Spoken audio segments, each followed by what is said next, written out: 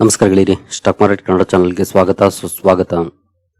ಗೆಳೆಯರಿ, ವಿಡಿಯೋದಲ್ಲಿ ಈ ವಾರ ನಮ್ಮ ಮಾರ್ಕೆಟ್ನ ಮೇಲೆ ಅಥವಾ ಕೆಳಗಡೆ ತಗೊಂಡು ಹೋಗಬಹುದಾಗಿರುವಂತಹ ಇಂಪಾರ್ಟೆಂಟ್ ಇವೆಂಟ್ಗಳ ಬಗ್ಗೆ ತಿಳ್ಕೊಳ್ಳುವಂತ ಪ್ರಯತ್ನವನ್ನು ಮಾಡೋಣ.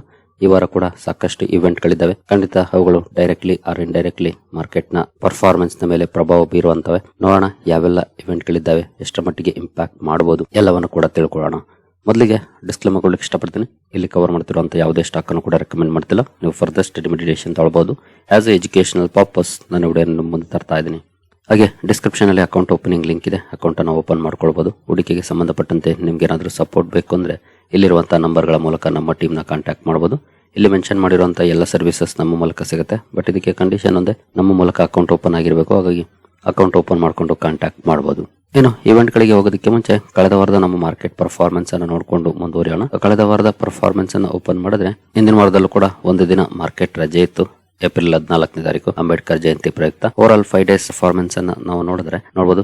ನಿಫ್ಟಿಯಲ್ಲಿ 3.18% ಅಥವಾ 749 ಪಾಯಿಂಟ್ಸ್ ಅಪ್ ಅಲ್ಲಿ ಪರ್ಫಾರ್ಮೆನ್ಸ್ ನೋಡ್ಲಿಕ್ಕೆ ಸಿಕ್ಕಿದೆ. ಆಕ್ಚುಲಿ ಒಂದಿನದ್ದು ಎಕ್ಸ್ಟ್ರಾ ಇದೆ, ಅಂದ್ರೆ ಫ್ರೈಡೆ ಪರ್ಫಾರ್ಮೆನ್ಸ್ ಕೂಡ ಆಡ್ ಆಗಿರುತ್ತೆ 5 ಡೇಸ್ ಆಗಿರೋದ್ರಿಂದ. But still 750 points nearly up ಅಲ್ಲಿ ನಮ್ಮ ನಿಫ್ಟಿ ಕ್ಲೋಸಿಂಗ್ ಅನ್ನ ಕೊಟ್ಟಿದೆ. ಕಳೆದ ವಾರ ಒಳ್ಳೆ ಪಾಸಿಟಿವ್ ಮೊಮೆಂಟಮ್ ಅಲ್ಲಿ ಕ್ಲೋಸಿಂಗ್ ಅನ್ನ ಕೊಟ್ಟಿದೆ.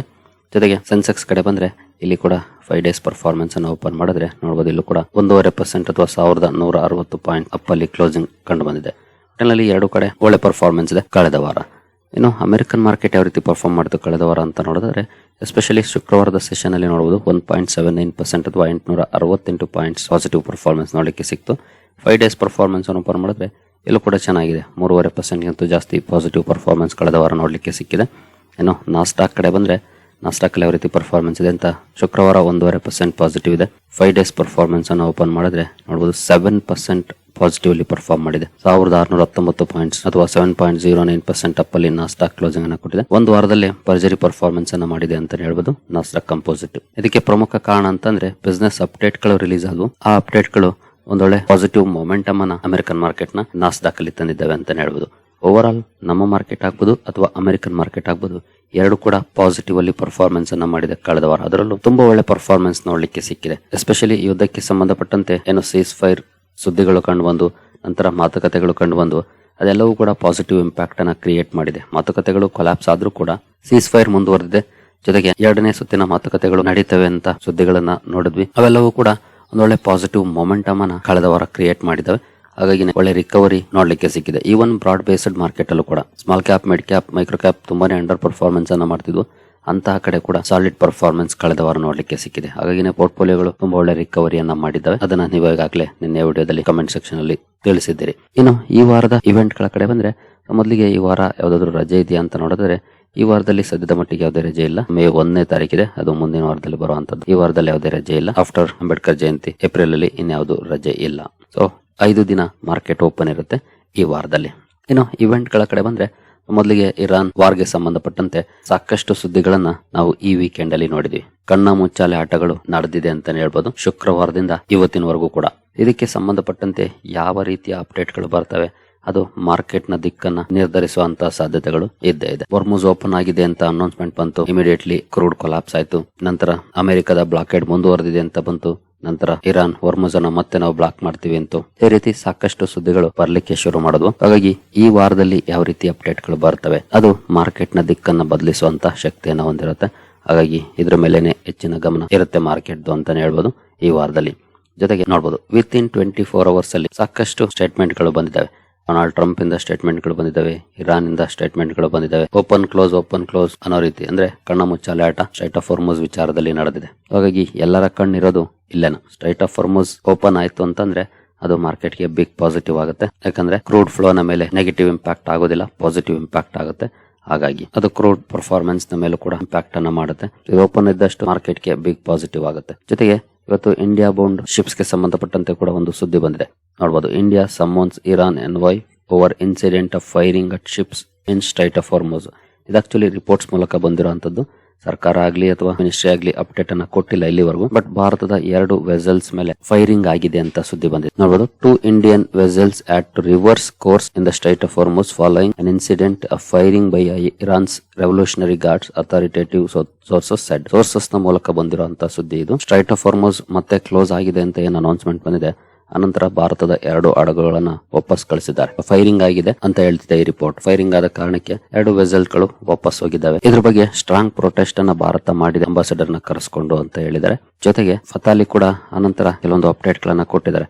ಭಾರತ ಹಾಗೂ ಇರಾನ್ ನ ಸಂಬಂಧ ತುಂಬಾನೇ ಗಟ್ಟಿಯಾಗಿದೆ, ಸ್ಟ್ರಾಂಗ್ ಇದೆ ಅನ್ನೋ ಅಂತ ಮಾತನ್ನ ಹೇಳಿದ್ದಾರೆ. So may be in case by chance ಏನಾದ್ರೂ ಫೈರಿಂಗ್ ನಡೆದಿದ್ರೆ ಅದನ್ನ ರೆಕ್ಟಿಫೈ ಕೂಡ ಮಾಡ್ಕೊಳ್ಬಹುದು, ಕಾದು ನೋಡ್ಬೇಕಾಗುತ್ತೆ. ಈ ರೀತಿಯ ಡೆವಲಪ್ಮೆಂಟ್ ಗಳು ಕೂಡ ಆಗಿದೆ. ಹಾಗಾಗಿ ಕ್ಲೋಸ್ಲಿ ವಾಚ್ ಮಾಡಬೇಕಾಗುತ್ತೆ ಇರಾನ್ ಹಾಗೂ ಸ್ಟ್ರೈಟ್ ಆಫ್ ಹಾರ್ಮುಜ್ ಇಂದ ಯಾವ ರೀತಿಯ ಅಪ್ಡೇಟ್ ಗಳು ಬರ್ತವೆ ಅಂತ. ಡೊನಾಲ್ಡ್ ಟ್ರಂಪ್ ಅಂತೂ ಬಾಯ್ ಬಡ್ಕೊಳ್ತಿರ್ತಾರೆ, ನಿಮಗೆ ಗೊತ್ತಿದೆ. ಆ ಅಪ್ಪನ ಮಾತನ್ನ ಯಾರು ನಂಬಕ್ ರೆಡಿ ಇಲ್ಲ. ಈಗ ಇರಾನ್ ಏನಾದ್ರು ಹೇಳ್ತಾ ಅದನ್ನ ನಂಬೋದು. ಡೊನಾಲ್ಡ್ ಟ್ರಂಪ್ ಅಂತೂ ನಂಬಕ್ ಆಗೋದಿಲ್ಲ, ಏನೇನೋ ಬಾಯಿಗೆ ಬಂದಂಗ ಮಾತಾಡ್ತಿರ್ತಾರೆ. ಆ ಬಾಯಿ ಬಡಕತನೇ ಎಷ್ಟೋ ಸಲ ಮಾತುಕತೆಗಳು ಸಲೀಸಾಗಿ ಸಾಗದೆ ಇರೋದಕ್ಕೂ ಕೂಡ ಕಾರಣ ಆಗ್ತಿದ್ದಾವೆ. ಬಟ್ ಏನ್ ಮಾಡೋದು, ಡೊನಾಲ್ಡ್ ಟ್ರಂಪ್ಗೆ ಪಾಕಿಸ್ತಾನದ ತರ ಹೊಗಳು ಬಟ್ಟಿರ್ಬೇಕು. ಇರಾನ್ ಕೂಡ ಹೊಗಳು ಬಟ್ಟನಲ್ಲ, ಅದು ಪಾಕಿಸ್ತಾನಕ್ಕೆ ಮಾತ್ರ ಸಾಧ್ಯ ಆಗೋದು. ಹಾಗಾಗಿ ಮಾತಾಡ್ತಿರ್ತಾರೆ ಏನೇನೋ, ಅದು ಮಾರ್ಕೆಟ್ ಅಲ್ಲಿ ರಿಯಾಕ್ಷನ್ಗೂ ಕೂಡ ಕಾರಣ ಆಗುತ್ತೆ.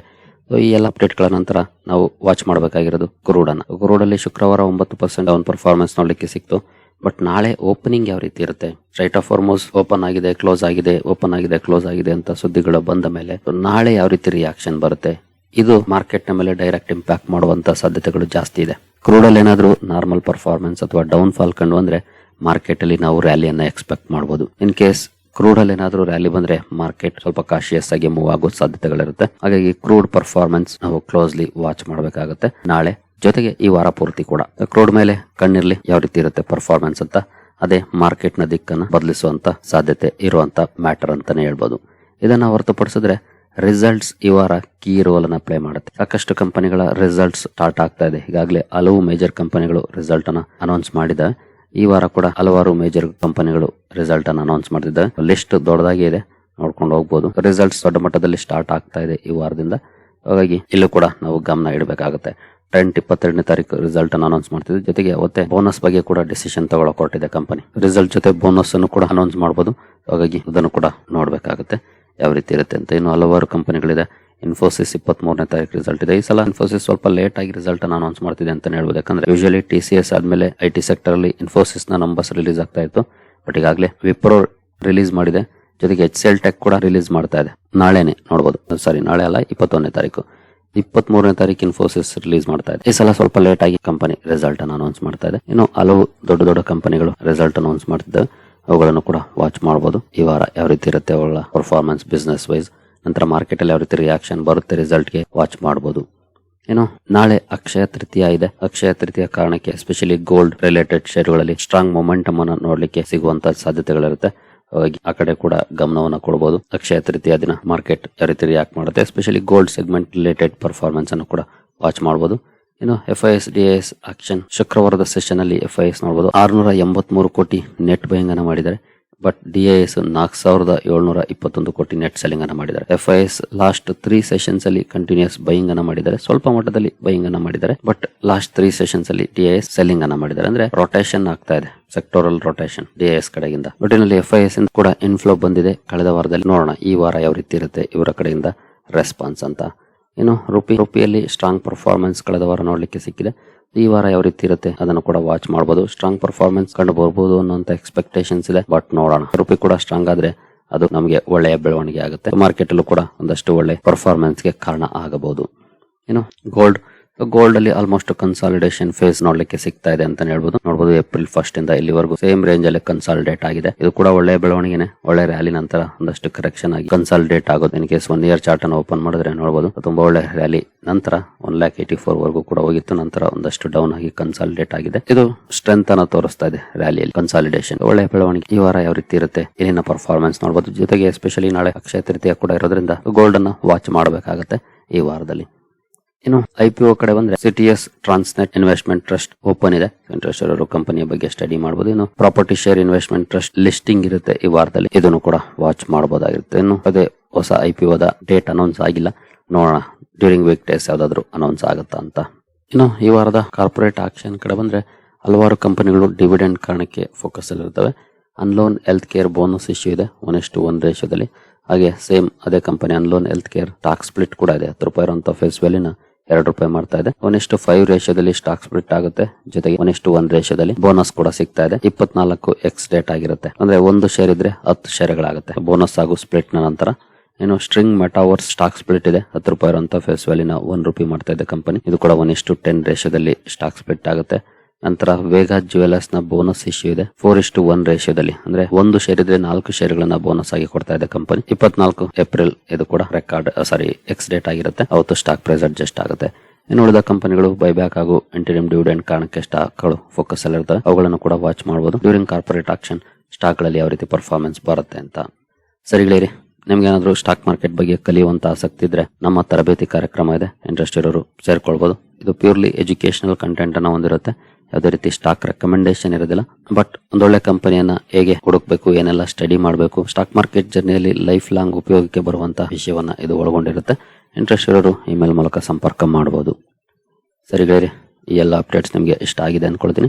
ಹಾಗೆ ಡಿಸ್ಕ್ರಿಪ್ಷನ್ ಅಲ್ಲಿ ಅಕೌಂಟ್ ಓಪನಿಂಗ್ ಲಿಂಕ್ ಇದೆ. ಅಕೌಂಟ್ ಅನ್ನು ಓಪನ್ ಮಾಡ್ಕೊಳ್ಬಹುದು. ಮುಂದಿನ ವಿಡಿಯೋದಲ್ಲಿ ಸಿಗೋಣ. ಅಲ್ಲಿವರೆಗೂ ಜೈ ಹಿಂದ್, ಜೈ ಕರ್ನಾಟಕ.